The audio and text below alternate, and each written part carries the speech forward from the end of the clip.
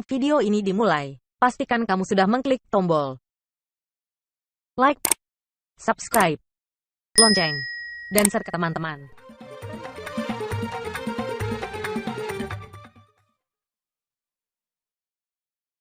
Qala Allah Ta'ala fil Qur'anil Karim, A'udzu billahi minasy syaithanir rajim. Bismillahirrahmanirrahim.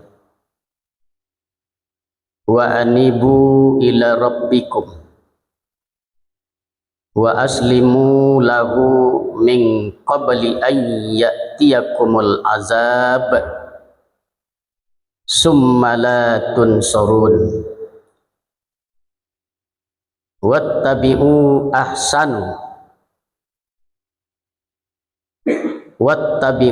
ahsana ma unzila ilaikum min rabbikum min qabli an ya'tiyakumul azab baghtatan wa antum la tash'urun.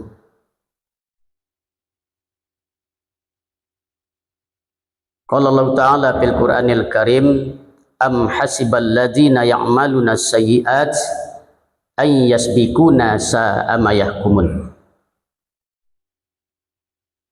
Dan kembalilah kamu kepada Tuhanmu dan berserah dirilah kepadanya sebelum datang azab kepadamu, kemudian kamu tidak dapat ditolong.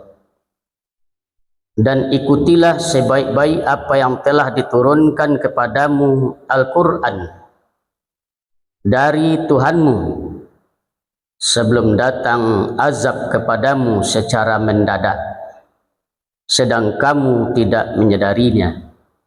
Quran Surah Az-Zumar ayat yang ke-54 sampai ayat 55. Surat yang kedua, apakah mereka mengira bahwa orang-orang yang berbuat kesalahan itu lepas dari azab kami, kata Allah.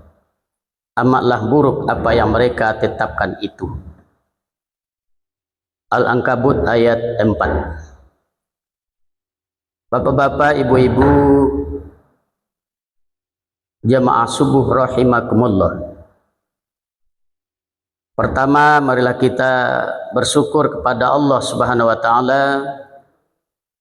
Allah telah memberikan kesehatan, kesempatan kepada kita, sehingga pada saat ini kita sudah berada di rumah Allah dan telah melaksanakan perintahnya berupa sholat subuh secara berjamaah.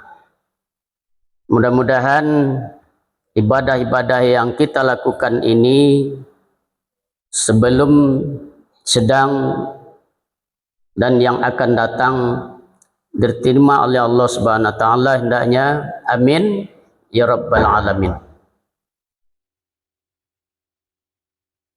Salawat dan salam kepada Nabi Muhammad sallallahu alaihi wasallam. Allahumma salli ala sayyidina Muhammad wa ala ali Muhammad. Bapak dan ibu-ibu, kaum muslimin, kaum muslimat, jamaah subuh rahimakumullah. Sesuai dengan ayat yang telah kita bacakan sebentar ini dan sudah kita terjemahkan. Dan kembalilah. Barangkali ini Bapak dan ibu-ibu, Allah kasihan kepada orang-orang yang sudah jauh dari Allah, kepada orang-orang yang meninggalkan ajaran-ajaran Allah, kepada orang-orang yang sudah jauh dari Al-Quran, kepada orang-orang yang sudah menjauh, tidak mau lagi mendengar azan dan lain sebagainya. Allah panggil mereka, kembalilah, kembalilah kepada Tuhanmu dan berserah dirilah kepadanya sebelum datang azab kepadamu, sehingga kamu tidak dapat ditolong lagi, kata Allah Subhanahu wa taala. Kemudian timbul pertanyaan bagi kita, karena sudah 16 hari, sudah puasa yang ke-17 ya Bu. Kita berpuasa, sudahkah terasa oleh kita manfaat dari puasa yang kita lakukan? Sehingga Bapak-bapak dan Ibu-ibu, apa yang sudah dikatakan, beramallah kamu seakan-akan kamu meninggal besok pagi, dan berusahalah sebanyak-banyaknya di dunia seakan-akan kita akan hidup selamanya. Maka dari itu Bapak-bapak dan Ibu-ibu, judul dari tausiah subuh kita kali ini, cara menjinakkan jiwa dengan ibadah. Bapak-bapak dan ibu-ibu jemaah subuh rahimakumullah, sudah yang ke-17 hari ini kita melaksanakan ibadah puasa. Lei cinta Bapak-bapak dan ibu-ibu ke bulan Ramadan tersebut. Lekolah cinta Bapak-bapak ibu-ibu kepada bulan Ramadan tersebut. Memang mudah menjawabnya Bapak-bapak dan ibu-ibu.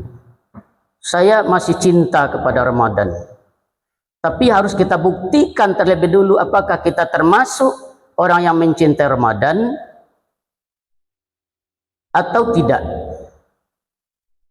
Karena yang disampaikan oleh Rasulullah SAW, kam min sha'imin laisa lahu min siyamihi ilal ju'i wal atas.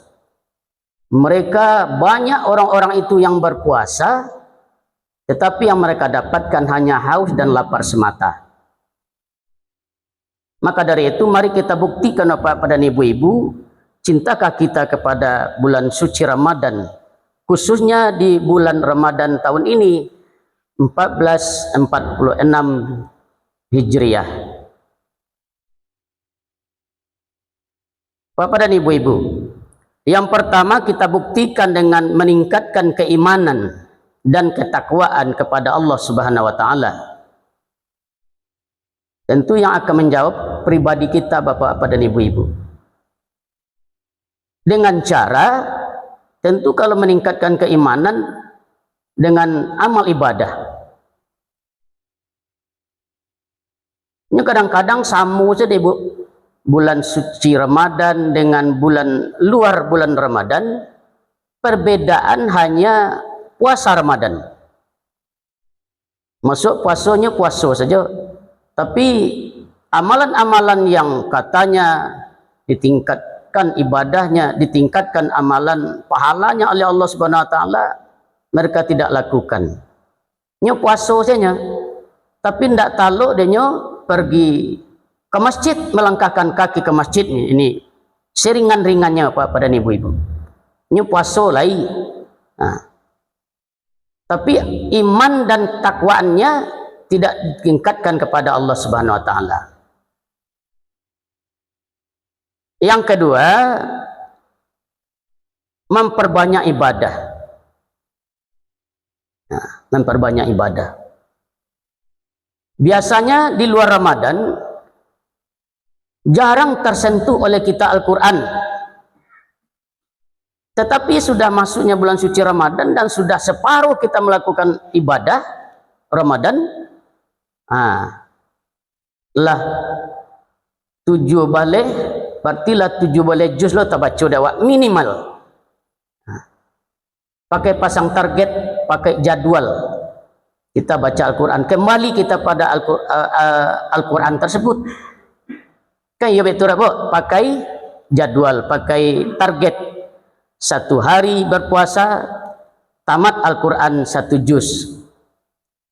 30 hari kita berpuasa, khatam Al-Quran. Kan begitu Bapak dan Ibu-ibu. Karena dalam Al-Quran itu 1 huruf kita membaca Al-Quran, pahalanya sangat luar biasa sekali. 1 huruf 10. Dalam keadaan beruduk 1 huruf 20. dalam keadaan sholat 1 huruf 30. Itu di luar Ramadan. Kalau di dalam bulan suci Ramadan lebih ditingkatkan lagi oleh Allah Subhanahu wa taala. Ini karena kesibukan Al-Quran tetap berada di dalam lemari dan lain sebagainya. Hendak kita ambil dan kita tidak sentuh Al-Quran tersebut. Itulah orang-orang yang dipanggil oleh Allah kembali. Bapak dan ibu-ibu, yang ketiga adalah memperkuat hubungan tali persaudaraan. Memperkuat tali persaudaraan antara bertetangga, antara handai tolan, beradik kakak. Masih ada orang-orang yang tidak bertegur sapa. Masuk bulan suci Ramadan kemarin Bapak dan ibu-ibu, masih belum bertegur sapa antara adik dengan kakak, karena memperebutkan misalnya harta warisan. Seorang kakak dengan adik tidak bertegur sapa,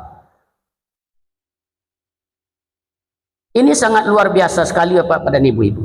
Bagaimana nanti nilai ibadah puasa kita yang kita lakukan, yang sudah susah-susah kita menahan lapar dan haus selama 1 bulan penuh. Kira-kira Bapak dan ibu-ibu, 3 hari tidak bersapuan, tidak bertegur sapa, tidak diterima ibadah puasa kita oleh Allah Subhanahu wa taala. Lendak kapaya-paya saya Bapak dan ibu-ibu itu. Maka dari itu Bapak dan ibu-ibu jamaah subuh rahimakumullah, tingkatkan amal ibadah sunnah, terutama salat berjamaah. Dalam satu kisah pada zaman Rasulullah SAW yang bernama Abdullah bin Ibnu Maktub, seorang buta, seorang lumpuh, jauh jarak antara rumahnya dengan masjid, lalu datang kepada Rasulullah SAW. Ya Rasulullah, saya buta, lumpuh, jauh rumah saya dengan masjid, 2 bukit yang harus saya tempuh, 2 lurah baru saya sampai ke masjid. Apakah saya wajib datang berjamaah ke tempat ini ya Rasulullah? Lalu Rasulullah menjawab, karena Rasulullah paibu Bapak dan ibu-ibu, melihat keadaan Abdullah bin Ibnu Maktub, lalu dipersilakan pulang oleh Rasulullah SAW. 2 langkah, 3 langkah baru meninggalkan Rasulullah, langsung Rasulullah ditegur oleh Allah Subhanahu wa taala. Ya Rasulullah, panggil lagi Ibnu Maktub. Lalu dipanggil oleh Rasulullah, ya Abdullah bin Ibnu Maktub, ke sini. Saya ya Rasulullah. Iya. Ada apa gerangan ya Rasulullah? Saya baru dapat perintah, datang peringatan dari Allah Subhanahu wa taala. Lalu menanyakan Rasulullah kepada Abdullah bin Ibnu Maktub itu, apakah engkau mendengarkan azan? Dengar ya Rasulullah. Kalau seandainya engkau mendengarkan azan, walaupun jarak rumahmu dengan masjid ini begitu jauh, 2 bukit yang harus kamu tempuh, banyak kalajengking, banyak ular, dan orang yang membimbingmu datang ke masjid ini tidak ada pula yang membimbing. Buta, lumpuh. Tapi kalau terdengar azan, engkau wajib datang ke masjid ini untuk melakukan jemaah. Begitu wajibnya bapak-bapak, ibu-ibu berjemaah. Di bawah seketik dari wajib bapak-bapak dan ibu-ibu, sunnah muakkadah yang sangat dianjurkan dalam Islam berjamaah. Karena mereka itu sudah tahu mengapa mereka itu masih sholat di rumah dan lain sebagainya. Ini yang jadi pertanyaan. Ini mungkin yang dipanggil oleh Allah dalam Al-Quran yang telah kita bacakan tadi.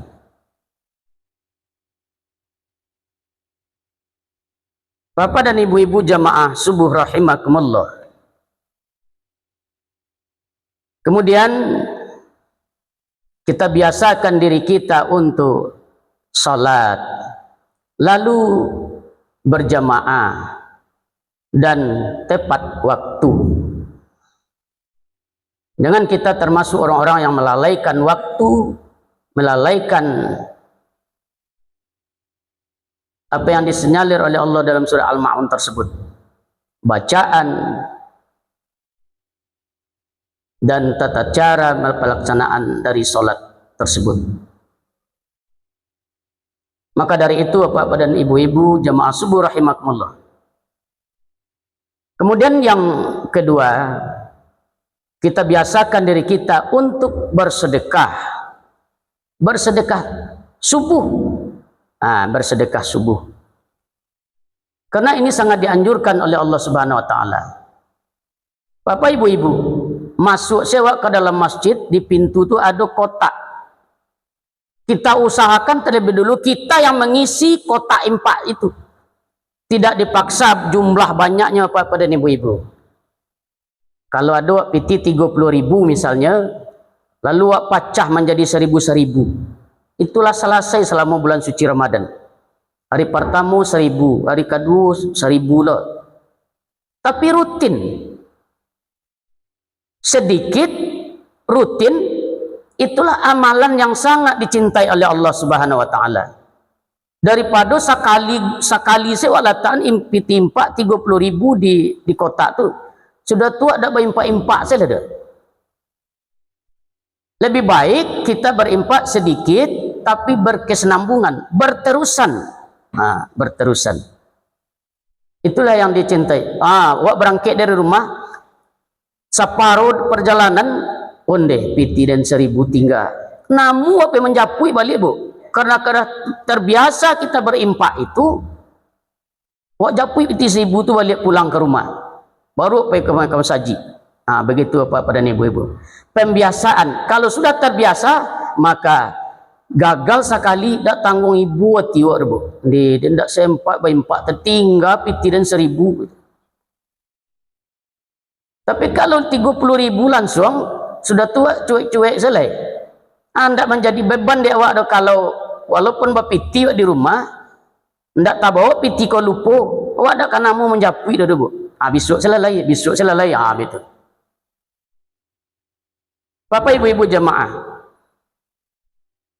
Nabi Musa berdialog dengan Allah. Ya Allah, apakah amalanku yang saya kerjakan ini yang engkau cintai? Apakah solatku, puasaku, zikirku? Allah menjawab, puasamu, solatmu itu untuk dirimu karena dengan solat engkau terjaga dari tanha anil fahsya'i wa munkar, dari keji dan mungkar. Apakah puasamu itu juga untukmu karena dengan puasa engkau dari hawa nafsu, terkekang dari hawa nafsu. Apakah zikirmu itu juga untukmu, akan menenangkan jiwamu, akan menjinakkan jiwamu. Lalu apa amalanku yang paling engkau cintai ya Allah? Amalanmu yang aku cintai adalah sedekahmu. Tatkala engkau memberikan kepada orang yang berhak menerima sedekah tersebut, aku hadir menyaksikan apa yang telah engkau berikan kepada orang-orang yang membutuhkan. Hadir Allah menyaksikan Bapak dan Ibu-ibu. Sedekah subuh, khususnya sedekah subuh ini. Maka dari itu awak dulu masuk ke dalam masjid bu, itu berdantang piti 1.000 tu, berdoa kepada Allah Subhanahu wa taala. Dengan impak yang 1.000 ini ya Allah, sehatkan orang tuaku. Dengan impak yang 1.000 ini ya Allah, berilah aku keturunan yang tahfiz Al-Quran. Dengan impak yang 1.000 ini ya Allah, berilah kalau seandainya anak-anak kita melamar pekerjaan dan sebagainya, luluskan ya Allah. Allah pasti akan dengar. Karena Bapak dan Ibu-ibu kita yang berimpak subuh itu bersedekah subuh itu ribuan jutaan malaikat berdoa kepada Allah, ya Allah, lapangkan rezeki orang yang berimpak bersedekah subuh tadi ya Allah. Sebaliknya ada malaikat lain yang berdoa, ya Allah, sempitkan rezeki orang-orang yang tidak berimpak subuh tadi ya Allah. Luar biasa doa malaikat kepada Allah Subhanahu wa taala. Kita yakin kalau malaikat yang berdoa, bah kira-kira tebuk dikabulkan atau tidak. Itu makanya Pak dan Ibu-ibu, mari kita bersedekah berimpak.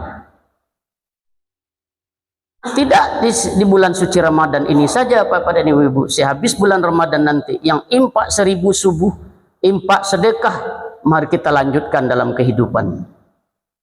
Bapak Ibu-ibu jamaah subuh rahimakumullah. Kemudian supaya orang-orang yang dipanggil oleh Allah tadi, mereka lebih mendekatkan diri kepada Allah Subhanahu wa taala. Kenapa Bapak dan Ibu-ibu? Suatu kisah yang sering kita dengar bahwa seorang laki-laki parubaya bertanya kepada seorang kiai, "Wahai kiai, hidup ambo seperti ini saja, tidak merasa nyaman, gelisah ya kiai." Itu keceknya menyatakan kepada perasaan hatinya, dinyatakan kepada seorang kiai ya Bapak dan Ibu-ibu. Tidak pernah merasa bahagia hidup di dunia aku doa. Apa penyebabnya kiai keceknya? Ustadz dan lain sebagainya. Lalu Ustadz menjelaskan kepadanya, barangkali Allah pun telah melupakan Anda. Padahal yang menciptakan dia adalah Allah. Kenapa wahai kiai? Karena saya kan diciptakan oleh Allah. Iya.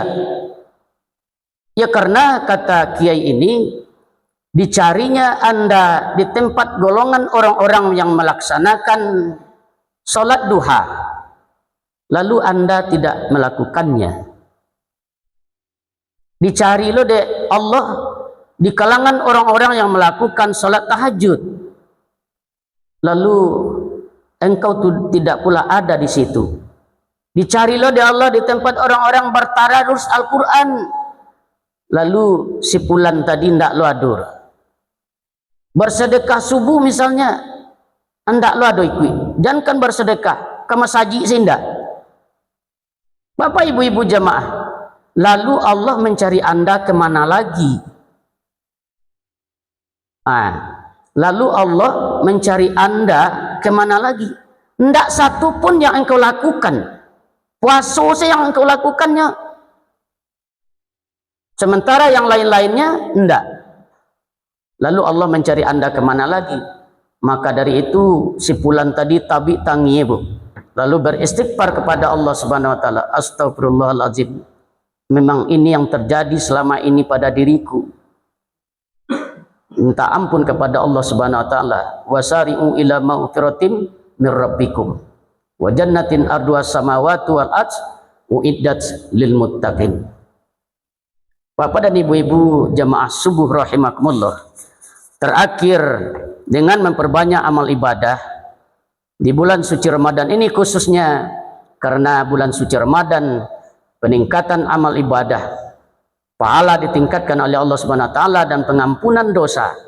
Maka dari itu Allah memposisikan kita di sisinya, sampai di mana ibadah kita yang kita lakukan, Allah memposisikan kita seperti amal ibadah yang kita lakukan tersebut. Ingin tahu kita kedudukan kita di sisi Allah Subhanahu wa taala? Yang pertama kata, jika Allah membuatmu sibuk dengan berzikir, berzikir saja Pak Ibu-ibu, daripada kata-kata yang tidak akan merusak amal ibadah puasa kita, kita berzikir Pak dan Ibu-ibu. Kalau kita disibukkan oleh Allah dalam keseharian itu berzikir, ketahuilah bahwa Allah ingin menyebut namamu. Allah menyebut nama awak kira-kira tu apa? tak tanggung-tanggung pahala itu. Seperti yang dialami oleh Ubay bin Ka'ab. Ketika Rasulullah SAW memanggil Ubay. Wahai Ubay, engkau telah diperintahkan oleh Allah membaca surat Al-Bayyinah. Lalu Ubay bertanya, Allah telah menyebut namaku? Iya. Tapi tangi Ubay bin Ka'ab. Luar biasa apa pada ibu-ibu. Begitu rajinnya kita berzikir kepada Allah sampai-sampai Allah menyebut nama kita. Yang kedua, jika Allah membuatmu sibuk membaca Al-Quran, sibuk saya membaca Al-Quran 1 juz sehari, ketahuilah bahwa Allah ingin berbicara denganmu. Begitu dekatnya Bapak pada ibu-ibu. Kemudian jika Allah membuatmu sibuk dalam ketaatan, maka ketahuilah bahwa Allah ingin mendekatkan dirimu dengan dirinya. Kalaulah taat Bapak ibu-ibu, segala sesuatu yang sudah kita lakukan, baik yang wajib apalagi yang sunat-sunat itu, Allah mendekatkan dirimu dengan dirinya. Kemudian jika Allah membuatmu sibuk dengan berdoa, maka ketahuilah bahwa Allah ingin memberimu. Akan tetapi jika Allah menyibukkan kita dengan sibuk dengan dunia, sibuk dengan urusan dunia, ketahuilah bahwa Allah ingin membuatmu jauh darinya. Jika Allah membuatmu sibuk dengan manusia, maka ketahuilah bahwa Allah ingin menghinamu. Sesuai kedudukan apa yang kita lakukan, dengan apa Allah mensibukkan kita dalam keseharian, maka Allah memberi kedudukan kepada kita. Disitulah Bapak dan Ibu-ibu, disitulah kedudukan awak dalam memahami, dalam menjalankan ajaran Islam yang diturunkan oleh Allah kepada Rasulullah berupa Al-Quran dan Sunnah Rasulullah SAW. Maka dari itu Bapak dan Ibu-ibu, mari kita renung-renungkan. Mari kita renungkan, mudah-mudahan kita berdoa kepada Allah semoga puasa Ramadan kita tahun ini terasa Bapak dan Ibu. Memang tarasu. Beginilah hasil dari puasa Ramadan. Kalau kita banyak melakukan amal-amal ibadah, tarasu mana hasil dari puasa yang kita lakukan itu. Jangan seperti yang disenyalir oleh Rasulullah tadi, kam min shaimin laisa lahu min siyami ilal ju'i wal atas. Mereka banyak yang berpuasa, tetapi yang mereka dapatkan hanya haus dan lapar. Tidak ada artinya Bapak dan Ibu-ibu. Maka dari itu mari kita renungkan, mari kita tingkatkan amal ibadah di bulan suci Ramadan ini, dan kita lanjutkan sampai bulan suci Ramadan yang akan datang. Kita berdoa semoga bulan suci Ramadan yang akan datang dapat ditemukan oleh Allah kembali dengan umur yang diberikan Allah kepada kita. Berimak adulo dan berpendapat Bapak Ibu-ibu, alun tentu umur awak yang diberikan oleh Allah bulan puasa yang akan datang akan bersobok joy umur yang diberikan oleh Allah Subhanahu wa taala. Maka dari itu mari kita bersemangat. Hujan-hujan seketek datang jolah ke masjid. Tiba di rumah aku baca Al-Quran. Demikian apa pada ibu-ibu, banyak maaf. Billahi taufiq wal hidayah. Assalamualaikum warahmatullahi wabarakatuh.